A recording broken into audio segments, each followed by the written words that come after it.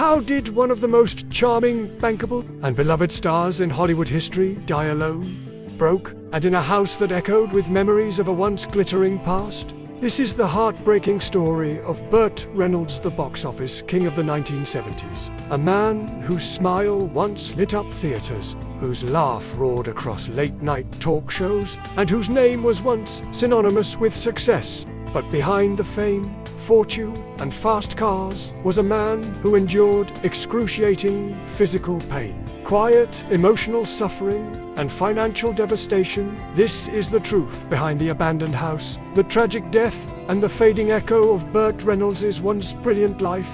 To the world, Burt Reynolds was the ultimate man's man, but behind the scenes, he was suffering. Reynolds openly battled hypoglycemia, a condition that caused dizziness, fatigue, and dangerously low blood sugar. He bravely spoke about it on national TV, especially during his many appearances on The Tonight Show starring Johnny Carson. But that wasn't the only storm he weathered. He also struggled with anxiety, a taboo topic for men at the time, especially in Hollywood. Yet Reynolds defied the stigma, opening up about the emotional toll of being a public figure, expected to always be strong, always be smiling on screen. He did many of his own stunts, believing in authenticity, but that dedication came at a price. A cracked tailbone from Deliverance, a hernia during The Man Who Loved Cat Dancing, and worst of all, an accident on the first day of shooting City Heat, where a metal chair to the face caused TMJ, severely damaging his jaw. The jaw injury forced Reynolds onto a liquid diet. He lost 30 pounds rapidly. His speech changed.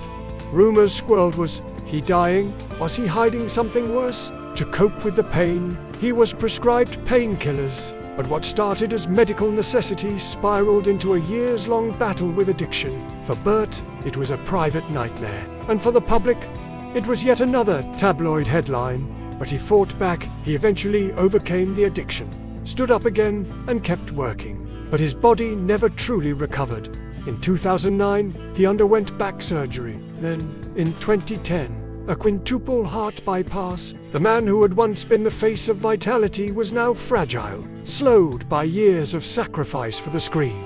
On September 6, 2018, Burt Reynolds died of a heart attack at the age of 82 in Jupiter, Florida. He passed away without a wife at his side, without the fortune he had once held, and without the sprawling stardom that once defined him. His funeral was a private affair, quiet, intimate, organized by his ex-wife, Lonnie Anderson, and their adopted son, Quinton. The service reflected the man Reynolds had become in his final years. Reflective, quiet, and far from the spotlight. His ashes were given to his niece, Nancy Lee Brown Hess, who kept them close before he was finally laid to rest over 2 years later.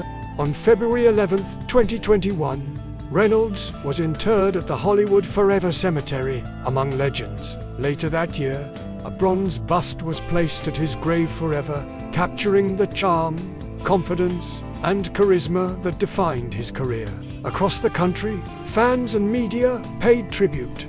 Antenna TV aired one of Reynolds' most memorable appearances on The Tonight Show, a moment that reminded the world of his wit, his laugh, his light. But Reynolds' legacy wasn't only on screen. He played a pivotal role in shaping the Georgia film industry, choosing to shoot Deliverance and other films in the state long before it was fashionable. Today, Georgia is dubbed Hollywood of the South, and it all began with Burt.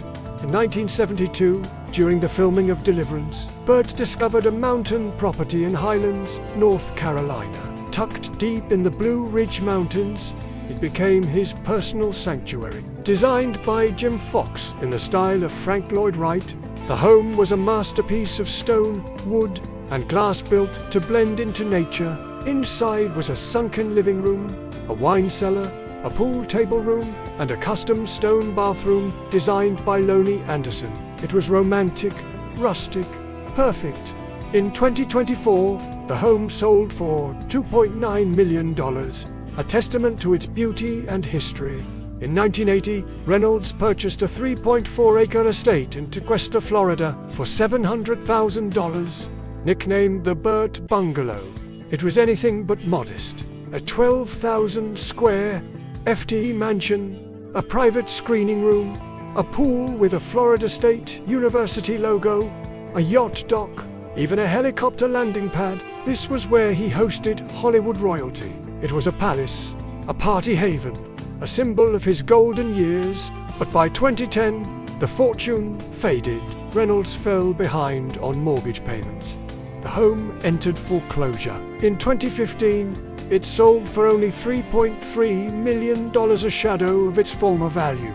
His friend, Charles Medica, bought the home and let Burt live there for a nominal rent, allowing the aging star to stay in the place he loved. In Los Angeles, Reynolds had another home, his most personal. It wasn't flashy, it wasn't famous, but it was a reflection of his soul.